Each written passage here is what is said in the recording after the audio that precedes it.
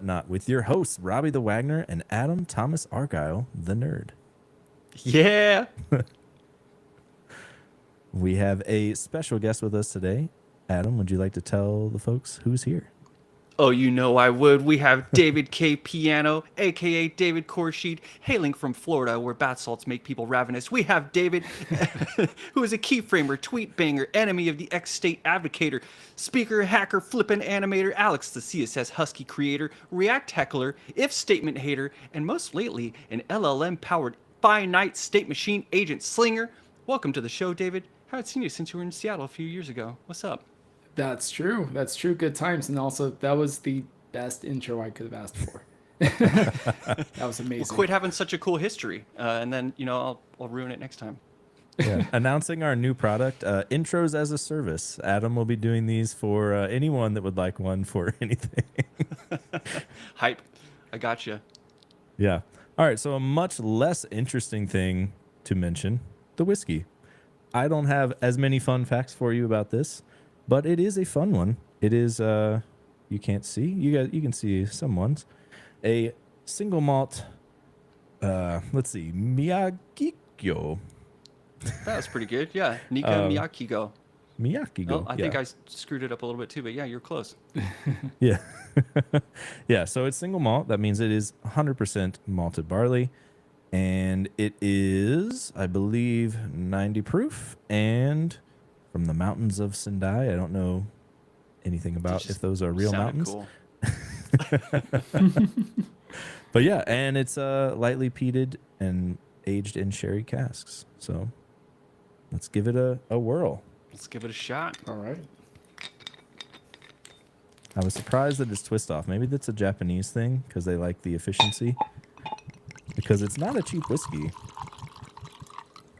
It was not. I'm looking forward to it.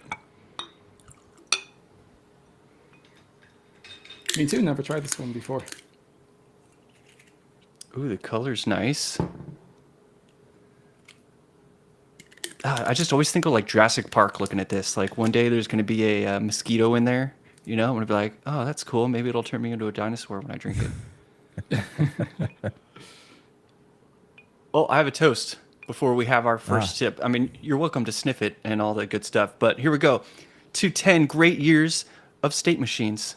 May they one day reign supreme over if statements and save us from the hell that is if spaghetti. To David K. Piano. Here, here. Thank you. So I'm smelling. Have you guys had Haichu? Yeah. Bless you. Totally. They have an apple one, and it smells a lot like this. Whoa, so much apple flavor. I don't know if it'll taste like that, but it smells very bright like that. Oh no, you stole it right off my tongue. It was sitting there and you said apple and I was like, dang. Ooh. Wow. Ooh. I really like this Okay. one. That is not how I thought it would taste after that smell. A little smokier. Maybe, that slight peat. Yes, it did say lightly peated in sherry casks, double distilled. Ooh, Yeah. I should triple distill and then charge more. This is that's the thing maybe- with- I Sorry, was go gonna ahead. say that's the thing with Japanese whiskeys is like, it's not. It's like sort of not the opposite, but just contrast to the super peated, whiskeys like Irish whiskeys, things like that. A lot Yeah, more I was- floral. So I was gonna Ooh, I say this agree. is one of the most flavorful Japanese whiskeys I've had. I feel like, because usually they kind of, I don't know if it's on purpose. I feel like it is because they're trying to be so efficient. Like they do a lot of like stuff with concrete and like trying to have like no flavor almost. Like it just is like drinking water and like it's like that's not Scientific. bad. It's just also not super flavorful. So like this one, much different. Lot of flavor. So smooth too. It's got a good burn, but man, it's smooth. And the way that it hit my tongue just spread across it. Maybe it's the sherry too, so it's got that really good kind of sweetness to it. Yum. Yeah. All right, we have a very complex rating system on this show. It is 0 to 8 tentacles, 0 being the worst, 8 being the best, 4.5 ish, somewhere middle of the road. Like, it's fine. I'd drink it again, but wouldn't seek it out. Adam, what do you think? I'm a big fan. I've been having that Glenfiddich since we had our last guest. Well, it's last guest to me, but you had lots of. But Naman was on, and I've been really enjoying that. But this is going to overtake it for me. What a good sipper! I don't need any water. I don't want any chasers. I would like to enjoy this to its fullest. I'm gonna have friends over and share this. This is super good. Somewhere in the sevens. I'd give it a 7.125. 7 1/8. Just to be weird. Nice. David, what do you think? So I actually don't drink whiskey too much anymore, but my wife introduced me to Japanese whiskeys. So, and it's just such a different flavor profile from American whiskeys, and honestly, Japanese whiskeys are really underrated. But yeah, floral, citrusy, fruity, those are the defining characteristics, and I really like this one actually. The flavor sticks. I would go solid 7. I know that's an amateur score, so maybe 7.1, just like Adam. But All right. Yeah, I don't really have anything bad to say about it. I feel like a lot of times when there is a flavor to a Japanese whiskey, it's what I wish a Scotch would actually taste like. So I feel like they've like gotten the Scotch flavors that I like and not the ones that I don't. With that in mind, I'm gonna be kind of the same as you guys. I'm gonna go flat 7. I'm not gonna do point anything, but we'll say 7. I like that comparison. Yeah, the light peated is nice because you're not giving a heavy peated, but it's there. It's a good influence shared with the floral and the sweetness. Man, I'm a big fan right now. Well, Yeah. should we dive into a hot take, or should I ask you a provocative question? What would you rather? What would you rather do? let's start with the Oh, I think he was gonna say hot take. You cut Sorry, we out. lost But you for a second. What were? Yeah, what do you think? I said hot take. So Hot take. Hot take. Okay. yeah. Is U State still dead to you, or has it zombied and kind of, somehow found life in your workflow? So here's the thing with my conference talk titles. I a few years ago I had Goodbye Use Effect, and then more recently I had a talk called Goodbye Use State, and I'm actually talking about that in November at React Summit. And so the point of these talk titles is basically to bring attention that these hooks might not be needed as frequently as you might think. Like people tend to overuse use effect, and the same thing goes for use state. So with use effect, it was more understandable. It's like, okay, why are we using this to fetch data or to update derived states or anything like that? But with use state, people are like, wait a minute, this is a really fundamental hook. Why are you saying like, let's get rid of it? And there's actually a lot of good reasons for it.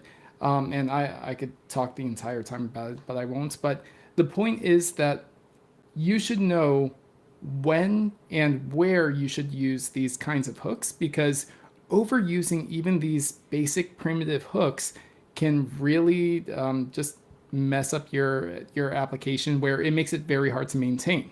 Like you've seen apps that have like 10, 20 use states in a row. You don't know which ones relate to which. And same thing with chained use effects. It causes a huge mess. You have an infinite loop. Cloudflare is shut down and you have no idea why.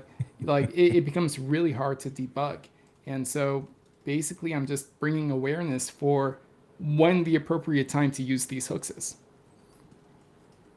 Would you Nice. say that class-based React was better? Ah, man. Not really. No, class-based React was a little bit awkward. Honestly, it was a huge step up from like the days of Angular and Backbone, but it still had a lot of awkwardness. I personally think the lifecycle hooks were a little bit awkward, and people tried to shove logic into there where it didn't really make sense. Where it's like you're doing critical business logic in components did mount, and it's like, what does the component mounting have to do with this? But it's just like, oh well, this is just an opportune time for this logic to run. So, yeah, classes are awkward in general. I wouldn't say they're bad. They're just awkward when over applied. And so React's class-based components were, I don't know. It's a net positive that we have hooks now. Hooks are weird in its own rights, but I understand the trade-offs made to have hooks instead of classes. That's fair. I just wish the naming, like I actually did, like component did mount tells you exactly what, like when that's going to run. Like use whatever. I don't know. It's going to happen sometime. That's true. And people try to like just shove that logic into the callback of a use effect. And that's wrong for many reasons too, because that's not exactly the same thing as components will unmount or whatever it was. Yeah, it's just awkwardness all the way around. Yeah. I keep thinking about stupid jokes while you're talking. I'm so sorry, but like the first one was, I was Do like, it. all the hooks. I was like, someone for Halloween should be Captain Hooks. You know, you got a React shirt on. You got, and then, but you have to have too many hooks. So it's almost like the video, like too many cooks, but you got like too many hooks, and you're just like how many hooks does that Captain Hooks have? Like, does he need more? I think he's misusing that one called state, you know? And then You he need said like a component. big basket that you like can't hold. It's so heavy. You're like dropping hooks out of the. I Oh, should the go other as one a was use a, effect hook. ooh, well, there's how you could have a special little follower or something that's like the hook fairy. If we could have one hook, it would be that hook. I don't know. And then you said component did mount, and I was like, components ride horses? You know, like when did that happen? Like, is that funny? Thank you. I thought they were stupid, but Yeah. I'm gonna just. I say never them thought anyway. about the terminology of it mounting. That is kind of weird, but Yeah. And yeah, what did it mount? I said horse, but that's just a guess. You know. yeah. Okay. Yeah, I don't know what this next question is about, so I'm gonna let you say that. Oh yeah, this is my provocative one, David. You wrote a tweet and it says, "Don't sleep on child," and I was like, "You sleep on children?" But really, it's because I'm doing the stupid thing, you know, where like the newspaper takes a segment of what you said, and so David says, "Don't sleep on children." It's like, hey, that's not the whole thing I said. You said if you're using Tailwind, don't sleep on child selectors. They clean up your styles and eliminate repetition. Where did you see that? And like, when did you use it? And you were like, I'm going to go tweet about this Tailwind thing because it's been good. All right, so gonna take you behind the scenes of like why I come up with some of the random like shitpost tweets that I do.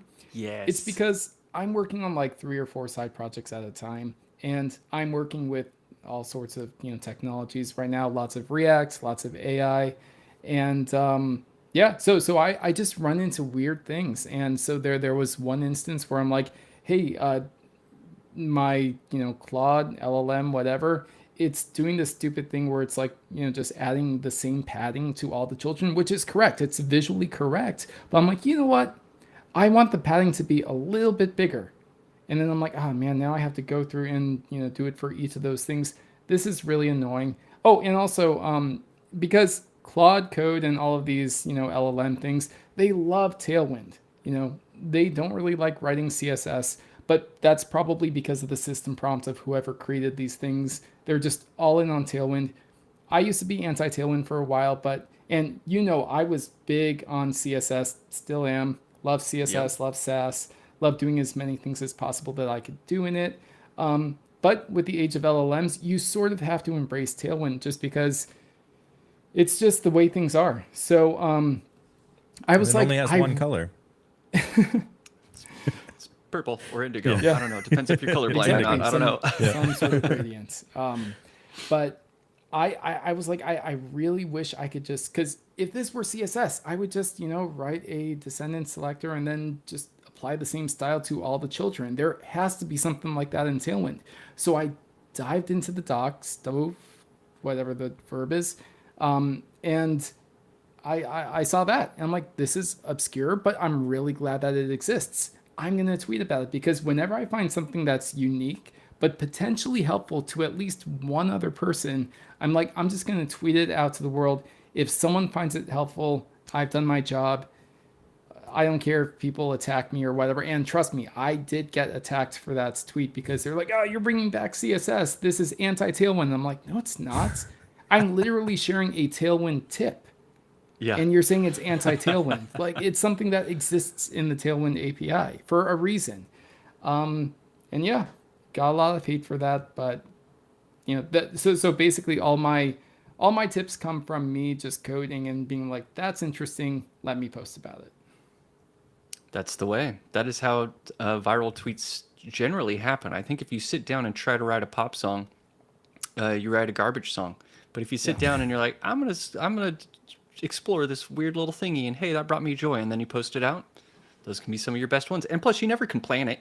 You never know. Some hit, some don't. So cool. So you're slinging from the heart, is what you're saying. You're in the Exactly. trenches. You're covered in mud, and you're like, I'm gonna use my muddy fingers to make a tweet, and maybe someone will, hear this.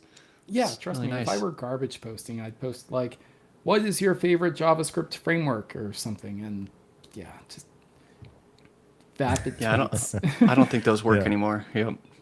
Yeah. So something that is for sure not controversial and has a 100% correct answer is HTML a programming language? It's a good question. It's really, really good question. Deflection. I Rhymes with- loved that question. Yeah. Yeah. Well, No hey, guess answer? what? I have you on record here, and I have a tweet. It says CSS is not a programming language that should be underestimated, which to me says CSS is a programming language in between the lines. Depends So if you do the CSS CNN thing, you could say, oh, wait, no. He said it's not a programming language. So, Yeah. I mean, That's what I mean, I'm just- CSS, to be fair, CSS is becoming more and more of a programming language. And depending on how you define it, I define it as a spectrum. A programming language is you're instructing the computer to do things. Whether that's fully declarative, fully imperative, somewhere in between, you're programming it to do something, to do some behavior. And CSS with HTML sort of works like that. Now, people can argue like, oh, CSS is not a programming language because it needs HTML alongside it. But you know what also mostly needs HTML? JavaScript. Now, people could say, wait, I can make a Node app with just JavaScript. Technically, no, you need C++ behind the scenes in order for it to work. But still, they're like, that's why JavaScript's a real language and CSS is not. But, I think that CSS and HTML are languages for programming some sort of behavior and desired functionality in the web. So it fits within the spectrum of programming languages. I also think that the question is dumb. It's like, it doesn't really matter. Yeah. Yeah. I mean, I think everybody has always tried to make websites with no JavaScript. But yeah, try to make one with no HTML or CSS. Like, good luck. Right. So, if you're trying to say bad things about either of them, you need them. Sorry. Yeah. Trying to think of a comparison where could you build a house and say the instructions are real programming, and just the wood and the planks and the paint, that ain't shit. That's just a means to an end of my execution of awesome instructions. Is that what's a good comparison that would just make it sound so silly? You think one the piece of this architecture trifecta is good. plans are the real Yeah, construction, the blueprints not are where putting it's the wood really up. at. Yeah. I mean, even with whiskey, some people might argue, oh, Japanese whiskey is not real whiskey. It's not like our Kentucky bourbon or our Irish, Scottish whiskeys. But yeah, They could try to say that, couldn't they? yeah. They'd be wrong. Yeah. I referenced you in a previous episode because you tweeted, "I'll give my honest opinion about Tailwind: It's by far the worst state management library I've ever used." Now, this caused a lot of contention, and I'm still torn whether or not you were just saying X state is great and Tailwind sucks, or if you actually are making a comment about Tailwind being a bad state management library. Which is it? Answer it for us all. I was honestly just shitposting at that point, just because I didn't realize how much attention my post on child selectors in Tailwind would get, and how offended people would get at it quote tweeting me, being like, "This is the dumbest thing I've ever seen," saying I have skill issues, etc. And Wow, brutal. I had no idea. So it was funny. Like when I posted that, my like what I predicted would happen would be that the CSS people will get angry at me for posting about Tailwind and saying, hey, you could use this Tailwind stuff instead of CSS. But they were actually by and large very civil. It was the Tailwind people who came after me. Not the Tailwind team. Tailwind core team is awesome. I'm talking about people who live, eat, and breathe Tailwind every day. They're diehard Tailwind fans. And yeah, so I'm like, wow, I didn't realize that posting about Tailwind would just be so controversial. So I'm like, what is the stupidest thing I could say about Tailwind? And so it was that. Nice. I extrapolated. I'm such a dork. I was like, he's Yeah. saying something super intelligent. And Yeah, no, you had a were like, good no. good reason. Yeah. Yeah, do you want to hear my made up shit I made about like what you said? Go for it. I mean, I'll try to remember. It was Yeah. basically like, okay, so if you need to do, you've got a logged in state or not logged in. You have states of an element, and when they have to change more than one class, it becomes a pain in your ass. Hey, that rhymes. But that was kind of the deal. It's like, hey, like it's not a very good state management library because if you have to do 5 states, you have to manage 5 groups of classes, and it was already kind of hard to read. And now you're in nested class swapping scenarios where you have to swap many classes that change all these different properties, and that's just a terrible state machine. And that was just not what you said at all. No, but I do get what you're saying. And honestly, with the kind of stuff that I'm working on, like with my side projects, the class names get really, really hairy because you have classes, then you have classes for dark mode, then you have classes for if it's mobile or not. And granted, you have to do all these things in CSS anyway. And then you have state-based classes. So for example, I'm making a standalone stately editor, basically just redesigning the current stately one. And so there's different, there's different states. Like a node can be selected, or it could be highlighted, or it could be dragging, etc. And obviously there's no built-in CSS properties for that. So you could either go the React way and use variables or whatever, or you could use data attributes, which is really nice because you could visually test those in the browser. So I use data attributes. Tailwind does work with that, but if I post that, it would be controversial. Like, why are you using data attributes? Blah, blah, blah. Doesn't matter. But yeah, so forgot where I was going with that. But yeah, yeah. With states in Tailwind. Obviously, Tailwind's not meant as a state management library, but I feel like more developers should know about how states affect styles. And to just stop polluting it with booleans and finite states really help CSS styling too. Yep, I was thinking But about then you how the other can I day. have Oh, go a ahead. super nested ternary? That's what everyone wants. No. I'll just leave it at that.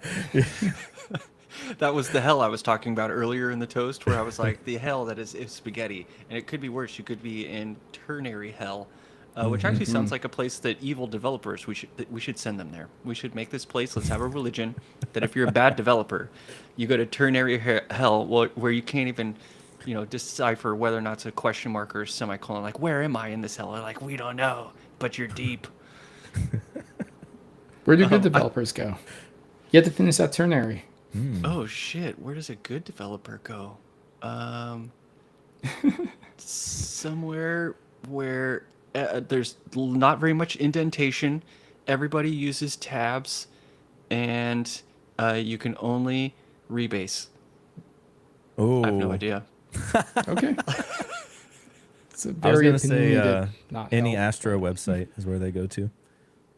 Hey, Astro's great. Yeah.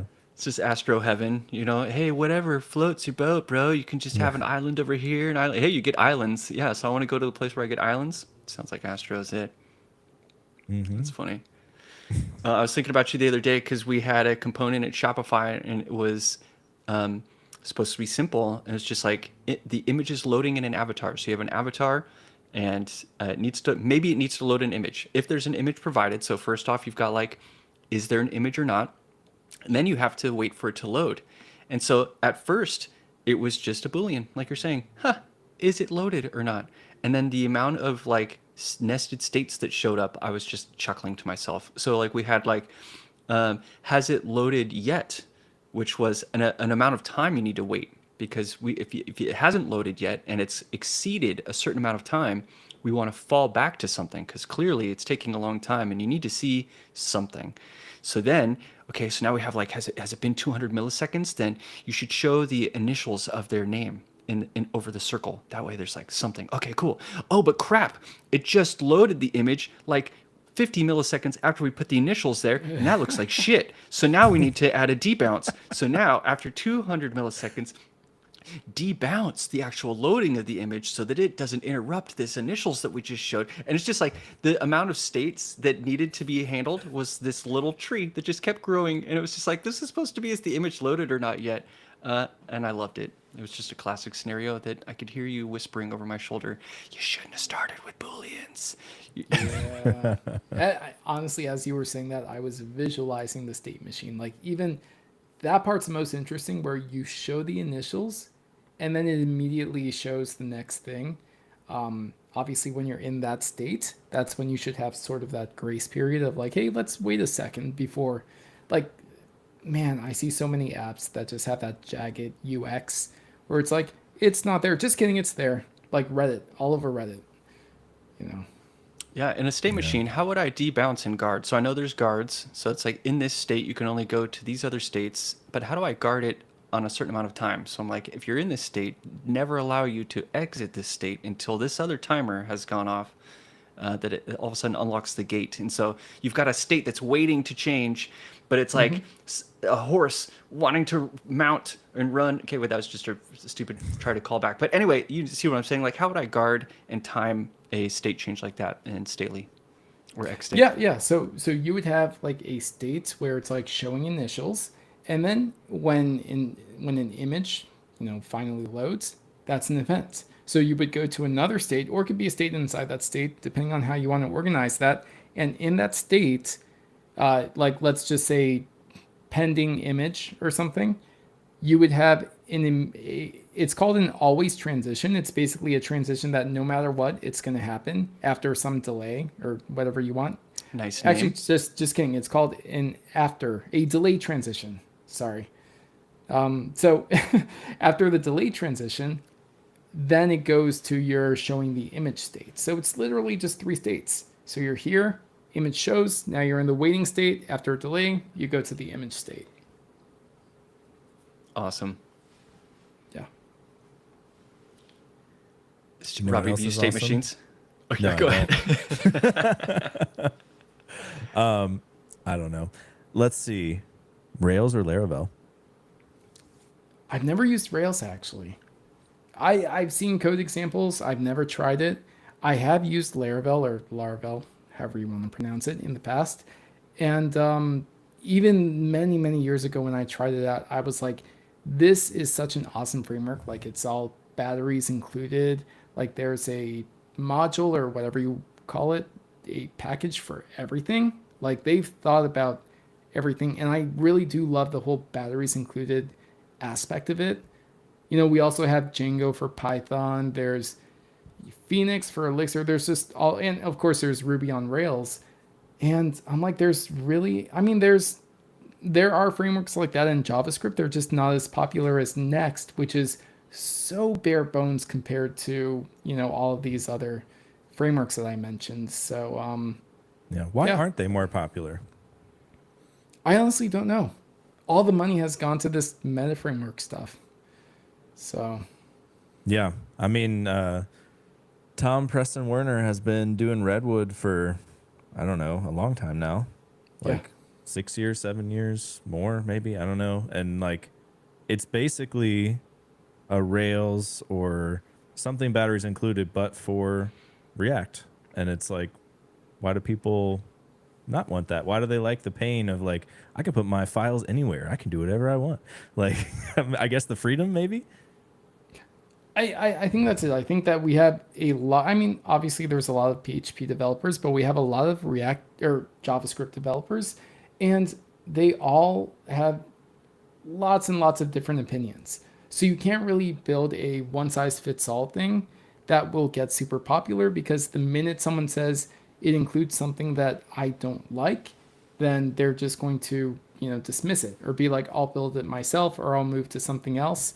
The state of things is like, let's say that you want to prepare a simple dinner, so you go to the grocery store, but it's only a grocery store for vegetables and fruit. So now you have to go to a different kind of grocery store, pick the stuff you want, and it turns out that all of the different stuff, the best packages are ones that are SaaS, so you have to pay a subscription for them, and it's all just very fragmented. It is possible to have a really good, like, not batteries included, but you include everything that you need experience, but it's going to be costly, and it's going to be just lots of fragmented pieces that are trying to work together.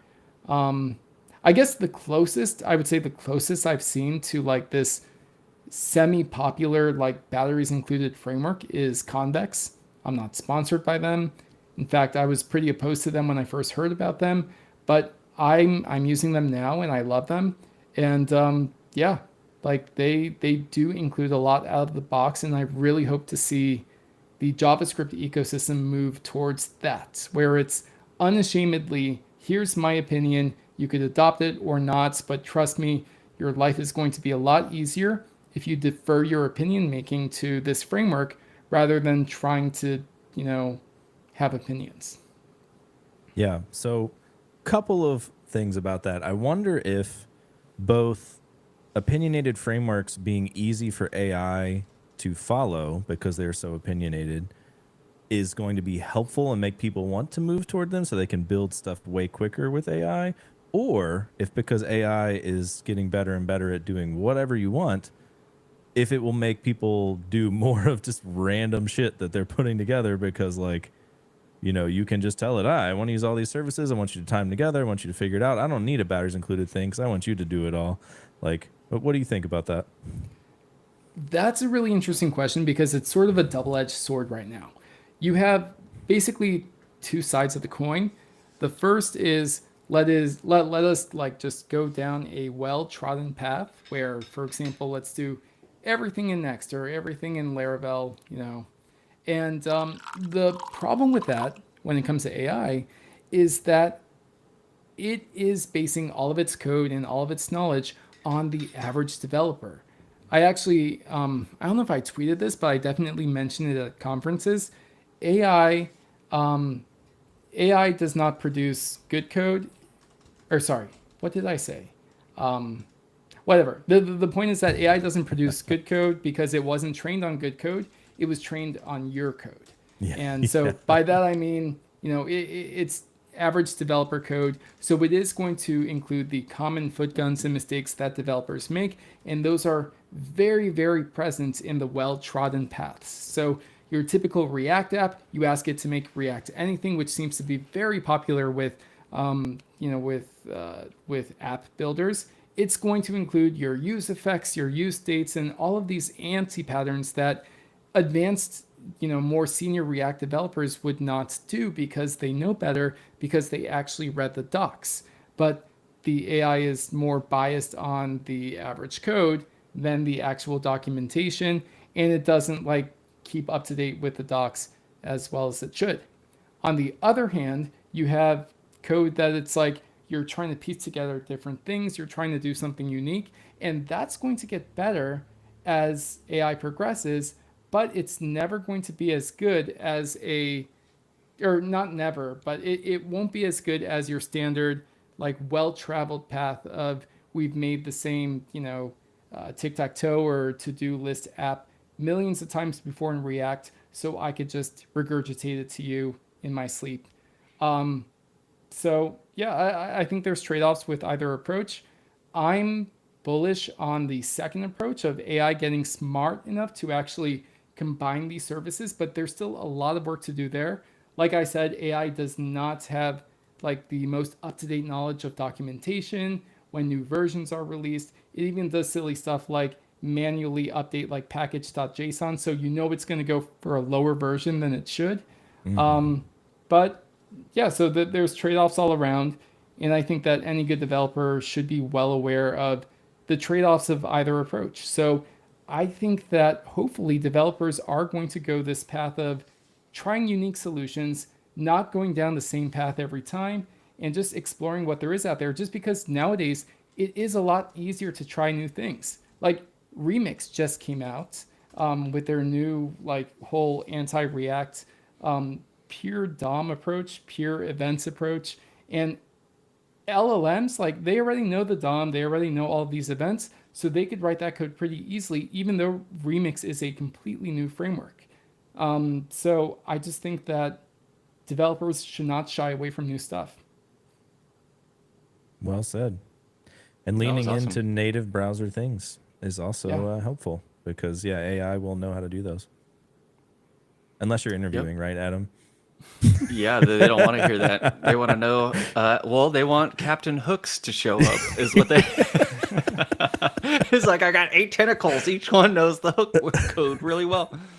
Oh, that's funny. You keep calling it the well-trodden path, and I was listening to. Oh man, celebrity names. I suck at them so bad. Who's the famous artist guy who's helped tons of people with? He's a producer. Rick Rubin. Oh shit, I remembered a name.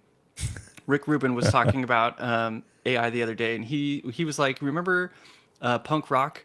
And it's like so approachable. In like a day, you could pick up an electric guitar and learn a few chords and start a band. And he was like, "That's what AI has done to web development." Is he's like, you can sit down in a day, play a song, and you've never been able to do that before. And sure, it's a mainstream song, and sure, it's not creative, and sure, it's not piecing together historical orchestral remnants into a new modern masterpiece. That was a pretty good made-up phrase right there. Someone write that down. Anyway, whatever. But I like how like you keep explaining that it's just the current state of where we are. It's almost like AI right now is only good at power chords. Occasionally it makes a solo, and you're like, dude, did you see it go? I had to really work for that. You know, like Robbie knows this. He makes amazing art for each of these episodes. And if you look at the art, you're like, that was not a one-shot prompt. That is a crafted prompt. And so you see people like taking power chords, taking these things, and then saying, well, here's how I express myself with these. And so it's like democratizing web development through this sort of use of power chords. And as much as I don't like Rick Rubin, I thought that was a pretty good description. So Yeah. I don't know. You kept reminding me of that as you were describing what was the state of things. Yeah, and React and Tailwind are the power chords of the web right now. Of the AI code generated web. Yeah, people will either love that you said that or hate that. Yeah, that's going to be Because very I like contentious. power chords personally, but you know. Oh, speaking of AI, I've been like really conscious of. So I've got Claude set up. I have all sorts of AI agents set up, and Skills just came out. Have y'all seen Skills that came out with Claude last week or just a few days ago or whatever? Skills? No, I don't think so. Skills. David, do you want to describe Skills or do you want me to? I want you to, but I'm going to try to explain it. Skills are basically a markdown file that gives Claude domain-specific knowledge on how to perform certain things. I haven't tried them out yet, but that's just what I've gotten from their announcements. It's a great explanation. It's almost like where you give an agent a role. You're like, you're an expert web developer who always writes perfect TypeScript, right? But this is more specific. So that was kind of a generic role. And this is saying you are good at whimsical animations. And you would go give it not only just this description, but like what it's good at, but examples. It says like, here's 3 amazing animations. You produce these in your sleep or whatever. And so we have these skills that are sort of competing with MCP servers, where an MCP server might have taught an LLM something on the fly, but that requires an endpoint, it requires handshaking and conversation back and forth, lots of tokens. And at this point, they're basically like, what if we took an entire MCP server and squished it down into this little markdown file and rapidly condensed it and then had its ability to invoke these specific attributes when a specific skill is needed. So then you extrapolate a little bit more and people have already created these like skill slurpers. And so like if it doesn't know the skill, it's like the Matrix, where if you don't know it, it jacks it into the back of the head and all of a sudden like you can fly a helicopter. And so people are making Claude now connect to the internet, go learn a skill on the fly, like literally creating the markdown file. So it'll go to a website, turn the entire documentation, summarize it into a skill, and then use that skill in the moment. And so I've been following all these things. It just sounds so cool for something to be able to learn on the fly. And then I'm reading about the latest AI hacks that are happening right now and all of the really interesting ways people are hacking AI, especially through these AI browsers. And I want to list a few of them here because they're so interesting. Like one of them is hacking you through your CSS file. So the CSS file just has a Programming comment language. block. Yeah, it's a programming language. You know, an LLM reads it's like anything an LLM or read, people are like going to start nesting little prompts into that steal your stuff. And if you're in an AI browser, you're not only just stealing what's on the page, you're stealing the credentials that that AI has across all of the tabs. It can open tabs in the background and do things without you even seeing, because that's just how it works right now. It hits 20 websites and then goes and finds the results and gives you the answer, right? But what if it goes and hits 20 websites and buys 20 things? And you don't even know. It's like a completely invisible thing. So I just like want to read a few of these because they're really wild. So malicious pages embed instructions in their HTML. Your agent processes the page with your cookies and your session tokens, and when it follows those hidden commands, it acts as you, bypassing same origin protections entirely. Here, a hidden prompt in a comment made the agent read a user's email OTP and hijack the session by making cross-site requests. Even after patches and mitigations, attack vectors remain. Zero-click attacks. Listen to this one. Your AI agent reads your emails automatically. An attacker sends you a document with embedded commands. The agent extracts your data. It just reads the document. It's like, hey, let me read this document to give you some context about this email. That document, you didn't even click it. You did nothing. It's full of malicious prompts, and it just starts stealing your shit right off the bat. So like we have years of browsers fighting and learning to protect us as we browse the internet, and AI browsers are showing up and hitting the reset fucking button. Just an entire like bink, and everything we've ever learned now needs to be retaught to LLMs because they just take prompts at face value, and they don't really know when and where a prompt, and there's no protocols to say that this prompt was user generated versus you scrubbed that shit off a fucking web page. It's all the same in a lot of cases. And so especially when it's trying to be proactive. And so it's just like, and then the real tension here is like, in order for all of this stuff to be good, it has to know everything. And when it knows everything, that means when you get pwned everywhere. All of the things that you've logged into just became accessible to this thing, and it knows what they are. It's not even a mystery. It doesn't even have to crawl to discover it. There's a history. It could go into the tabs you currently have open and just be like, I smell a victim, you know, like, Yeah. and it's just like reading this stuff in this month of October, and I was like, this is the scariest thing I've heard this month is the creative, and there's just like a list. I'll put it in the show notes. There's just a list of creative, terrifying ways that the browser has been protecting us for 25 years that LLMs just unwrapped and gave to people on a silver platter. Was that scary y'all too, or is this conspiracy theory shit and I should like cool down? What do you think? I mean, it is scary, but at the same time, it doesn't scare me because these kinds of things have, I don't want to say they've always existed, but they've existed for a while in the context of browser extensions. When you install a browser extension, you're implicitly giving trust to that extension to do a lot more things than a normal web page can do. I work with browser extensions for years now, and they can do a lot that normal people, even developers, don't realize that they can do. They could, read cookies, read your other tabs, just read the page contents, everything. So basically, yeah, when you have AI controlling your browser, like at the time of recording, I think it's OpenAI Atlas came out. So yeah, we had that new. I mean, there's also Dia and Comet and whatever, and probably just numerous other browser extensions that are AI powered. Like, there's always that risk of like, hey, the website is going to inject some nefarious stuff into the prompt, and then that's going to leak into the agent and read all of your stuff. But that risk was always there with extensions too. It is scary, but you just always have to be cognizant of that. Nice. How about you, Robbie? How you feeling? Yeah, I mean, I feel like it's like anything else where if you're a little bit educated on the problem, it's easy to mitigate. But it's like the people that it's gonna get is like you like tell your mom, "Yo, go get this new AI browser." Nope, not a good idea. Like, No. we're able to like notice things that like could be a problem and not fall into that trap. But yeah, I think the wider population, if this starts to be a thing that everyone has, is going to have a lot of problems for sure. So the reason I brought up skills in the beginning is because it's easy for us to assert that the browser, an AI browser, is more generic and problematic for our moms and our family or whatever, right? But the skills issue that I just last night was looking at a GitHub repo that's like skills on the fly. That's what I was telling you, skills on the fly sounds super dope, right? That shit is naively visiting the site and slurping it up and sticking it into a skill which you run on your command line. Okay, so now you're the dork.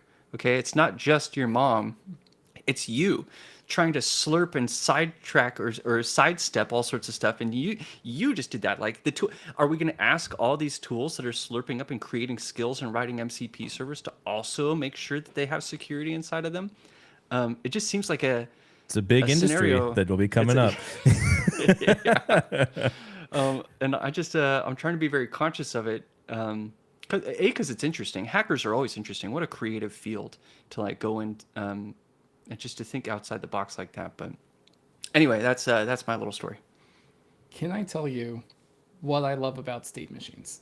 I know it seems like a non sequitur, but it's actually related. I love this. Because- Dude, bring it back.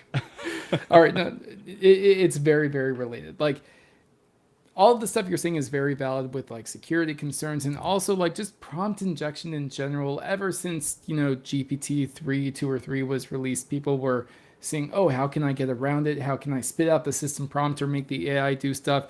People are even just going on website chatbots and being like, oh, wow, it issued me a 1,000% refund. So I am entitled to money, like stuff that should be impossible. And so people are like, they're sort of eschewing the whole deterministic nature for this non-deterministic LLM that's just like, hey, I'm going to do whatever I want, but since you believe that I'm smart, it's probably going to be the right thing. But of course, with prompts, you could trick it to do the wrong thing, which has been proven time and time again.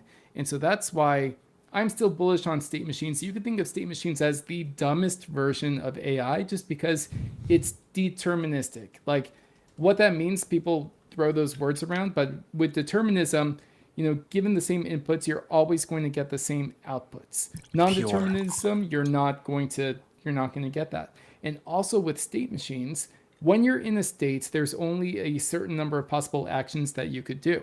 So apply state machines to LLMs, and now you have something where it's like, even if someone was suggesting, oh, hey, this prompt says do something nefarious, the agents, which could have an underlying state machine, can say like, hey, I know you want me to do this, but I have 3 possible actions to choose from. And even if I wanted to give you the bank accounts information or whatever, that's not possible. There's only 3 things to choose.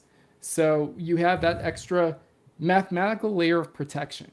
And by mathematical, I mean it's mathematically impossible to do something that's outside the state machine. It's sort of like railroad tracks. You could only go in those unless something really bad happens, but you could only go down one of those paths. And so you could actually control the nature of something non-deterministic like LLMs by saying, hey, you're restricted to only these actions. And that's something I really want to see more of, especially from a security standpoint. It's just saying you're only allowed to do these things in this state. So awesome answer. Of a quick follow-up is that Anthropic just came out and announced Claude can now run in sandboxes. So it's not a state machine solution, but they are constraining out of the box. This reminds me of Node versus Dino.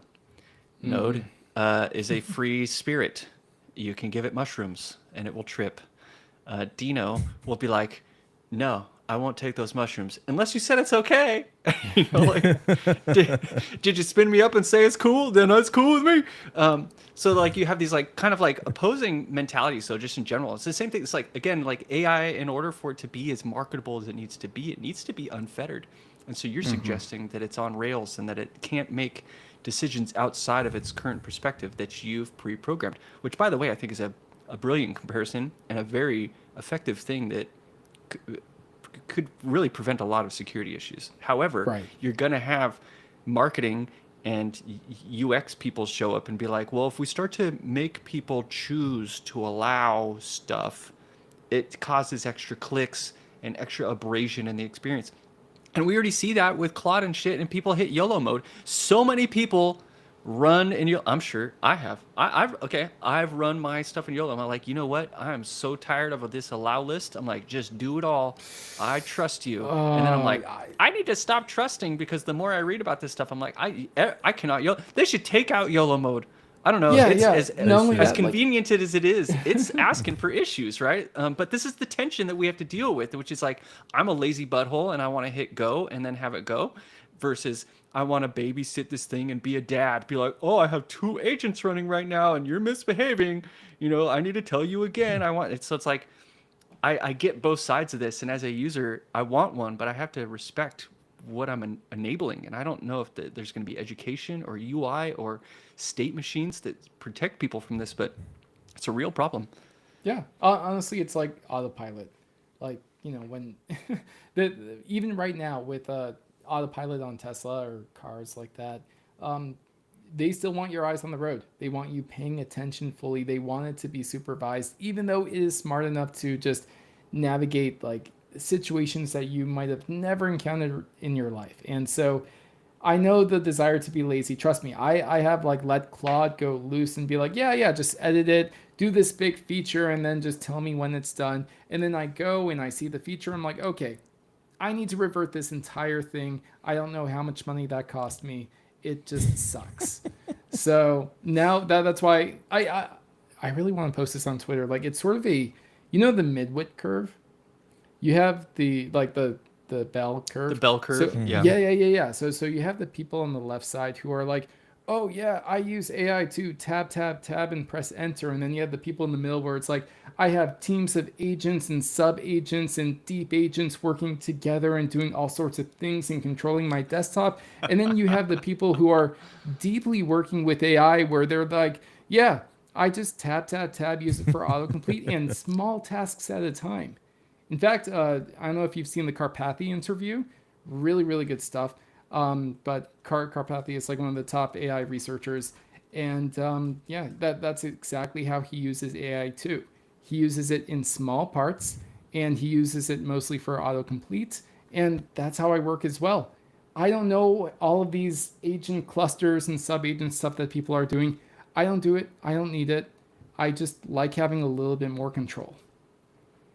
Yeah, I've been lazy recently, and I'm glad that there are actually a little bit of guardrails, because I was using OpenCode to work on a Vite plugin earlier, and I was building the Vite plugin in the context of an app because it needed to use it, and then I wanted to split it out and like publish it to NPM as a separate package. And I was like, oh, cool, dope. Just move that to another folder and like publish it for me. And it's like, I can't. And I was like, oh, wait, you actually have guardrails where you can't just edit the rest of my system? That's kind of good. So you do have that small little bit of help there. But yeah, we had a guy on the guys from Friday Deployment Spirits. I don't know if like how serious he was about this product, but he said he was making a thing called maybe not.ai or something like that. And it was like just security for AI. It's like, maybe you shouldn't AI on that. Like, here's the guardrails you need for like how to do that right. What a tough problem. It's like we need something at the network level, because the file system level is, people are giving access to folders really quickly. I don't even think people read the long path. It's like, hey, I'm trying to do this thing. I'm blah, blah, blah, blah, blah, blah. Is that cool? And people are like, allow, obviously. Get on my face. Watching Netflix while you work, fool. You know, like, I think that's such a bad habit that AI is training us, you know, unknowingly training us to do. It's just like the days of like, oh yeah, that's a really long PR. They probably know what they're doing. I'm just going to approve that. Like, it's so bad. So I same think thing with it's- AI. I think it's similar to gambling, honestly.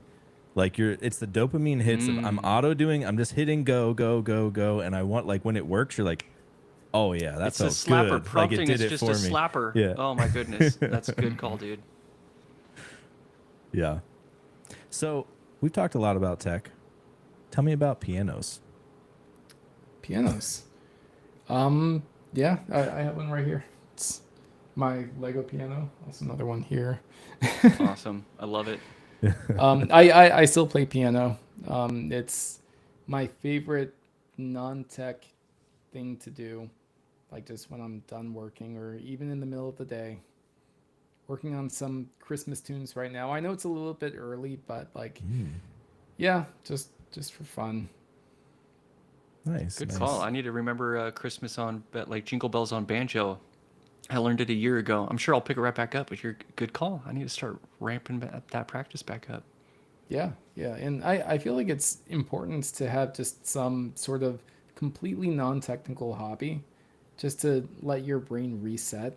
It's sort of like doing clear context from Claude, where it's like, yeah, you have all of this junk, just forget about it, go touch grass, come back to it.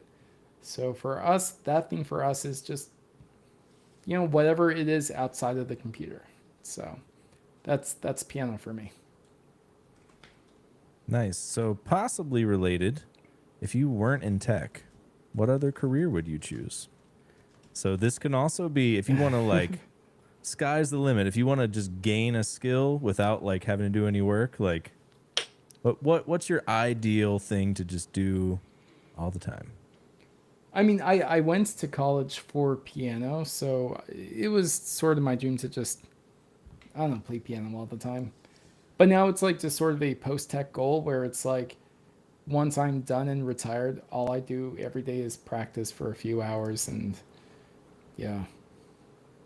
That sounds So dreamy, just man. be a Does musician, be a piano help pianist. you with typing? Like if you're learning to play really complex piano things, does that make your typing speed faster? I think I have pretty fast typing speed. But yeah, like just with certain combinations of keys and stuff, like I guess I have more of a muscle memory, or I don't know if it's more than the average person, but I do have a lot of muscle memory for just a ton of like VS Code keyboard shortcuts. Like to the point where I can't tell you exactly what the keys are. I just know if I need to do something like go to a reference or like move this up a line, I know what buttons to press, but I cannot tell you exactly what they are.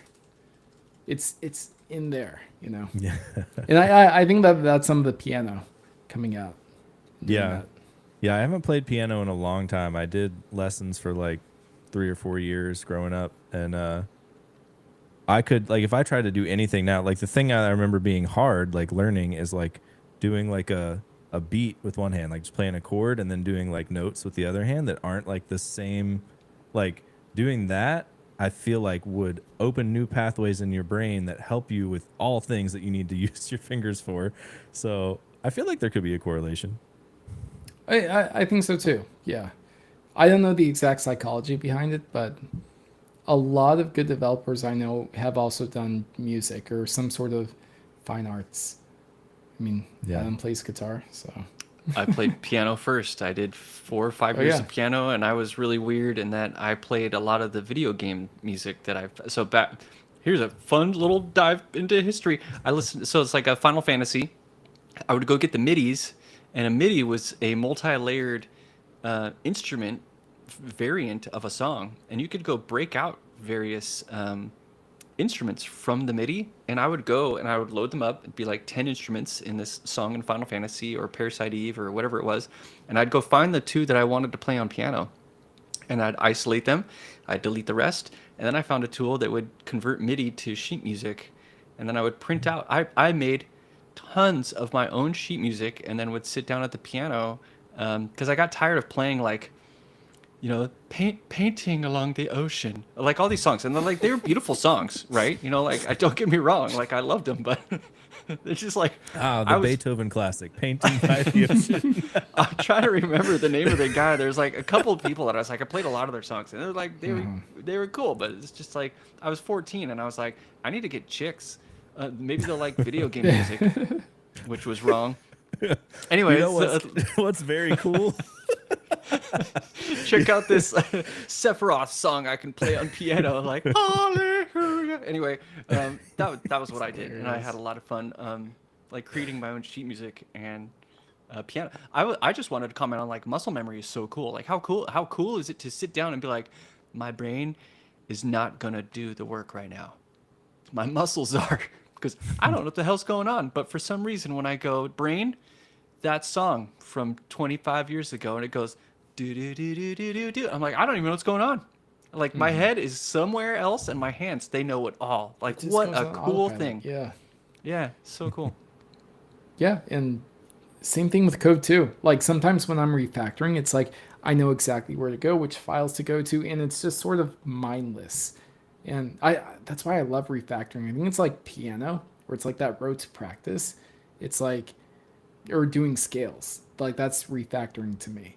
Like I won't let AI do refactoring. I want to do it myself. I might let it tap, tap, tap, but otherwise, I don't know. I just find joy in it. Did you ever play live music and do this thing where, like, I remember it was so hard to even get good at playing guitar and singing at the same time. But then, after I'd played a bunch of shows, I would be playing and singing, and I would be somewhere else. Like, my mind would be, like, looking at people and thinking. I would even process shit I needed to do after the show. I'm in the middle of doing something extremely complicated. Yet somehow, I'd done it so much, it was a mindless activity, and now I could spend my brain power doing something else entirely. Like bodies and humans are fucking cool. It's kind of the thing here. Like Yeah. we are incredibly powerful units on this planet, and music is like one of those things that like somehow we can conquer this very complex, very emotional, very like the planet doesn't want us to play music, and we're like, guess what? I'm gonna play you a song.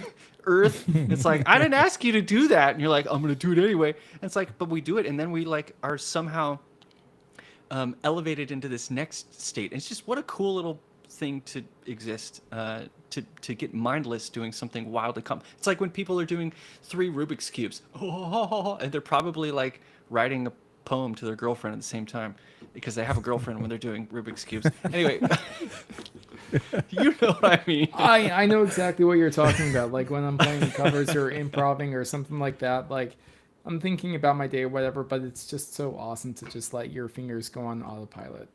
Yeah. All right, we are at time here. Anything you would like to plug, or where can people find you, etc.? So people could find me anywhere online, David K Piano. So GitHub, Twitter, or X now. Instagram, it's on private though. LinkedIn, So don't go if there. people go, no, don't go there. LinkedIn, even though I think LinkedIn is just slop, like more so than Twitter. But Ooh, that's the hot take. yeah, I'm sorry. Are you posting this on LinkedIn? I hope you're not. No, I mean are not, now. not right now, but Just kidding. Just I'm also the founder of Stately.ai. So it's something we've been working really hard on. If you want to visualize state machines and just make cool state machines, export them to code, or go the other way around, then just go to states.new. We got that domain. You could just that's awesome. create a state machine just from there. nice, very cool. All right, thanks everyone for listening. If you liked it, please subscribe, leave us some ratings and reviews. We appreciate it, and we will catch you next time.